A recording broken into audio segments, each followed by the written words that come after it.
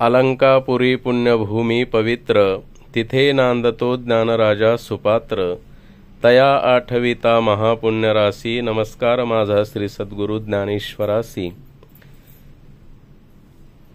जयांची केलिया स्मरण, होय सखळ विद्यांचे अधिकरण। तेची वंदू श्रीचरण श्रीगुरूंचे, ते नमस्कारोनी आता।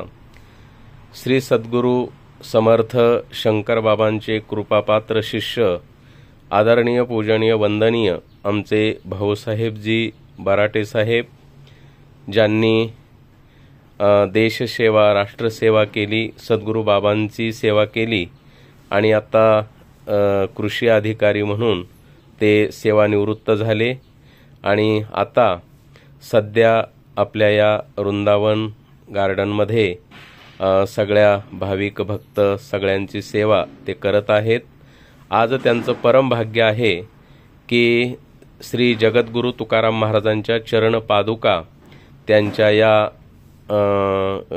घरामध्ये हॉटेलमध्ये आलेल्या आहेत आणि सौभाग्यवती आमच्या बराटेताई पूज्य मातोश्री साहेबांच्या वंदनीय राष्ट्रसंत तुकडोजी महाराज शंकर बाबा यांचे कृपापात्र शिष्य आदरणीय नंदुसेठ कोकरे आणि मातोश्रींच्या सासूबाईंच्या पावन उपस्थितीमध्ये हा कार्यक्रम अभिषेकाचा कार्यक्रम या ठिकाणी संपन्न झालेला आहे।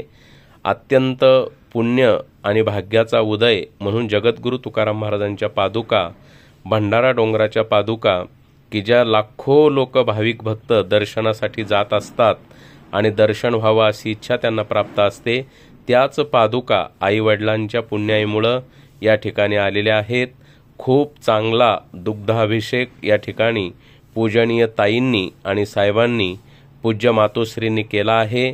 मी पांडुरंगाच्या माऊलींच्या चरणी बाबांच्या चरणी एवढीच प्रार्थना करतो की पूज्य ताई आणि पूज्य साहेब मातोश्री यांना अशीच सेवा यांच्या हातातून घडावी आणि यांना माऊलींचा पांडुरंगाचा आशीर्वाद प्राप्त व्हावा।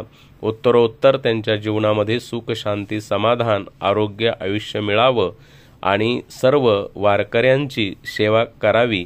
आदरणीय साहेबांनी गेल्या 2 वर्षापासून बाबांच्या 80व्या वाढदिवसानिमित्त 81व्या वाढदिवसानिमित्त राष्ट्रसंतांची ग्रामगीता, सद्गुरु बाबांचा ज्ञानामृत ग्रंथ आणि अन्य काही ग्रंथ, हजारो ग्रंथ, जवळजवळ 10-15 हजार ग्रंथ सर्व वारकऱ्यांना, महाराष्ट्रातून येणाऱ्या प्रत्येक दिंड्यांना, ज्ञानोबा तुकोबाच्या दिंड्यांना ते ग्रंथ माझ्या समवेत मीच त्यांच्याबरोबर ग्रंथ वाटण्याचं काम केलं। म्हणून साहेबांना आणि ताईंना मातोश्रींना द्यावे तेवढे धन्यवाद। असो, सर्वांचं कल्याण व्हावं। रामकृष्ण हरी।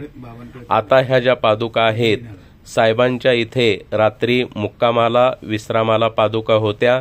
आता ह्या पादुका पूज्य बाबांच्या आश्रमावर आणि रुक्मिणी मातेचं माहेर भगवान परमात्म्या पांडुरंगांची सासरवाडी कौंडण्यपूर येथे आणि नंतर बाबांच्या आश्रमावर, सद्गुरु बाबांच्या आश्रमावर पिंपळखुटा तालुका धामणगाव जिल्हा अमरावती येथे जाणार आहेत।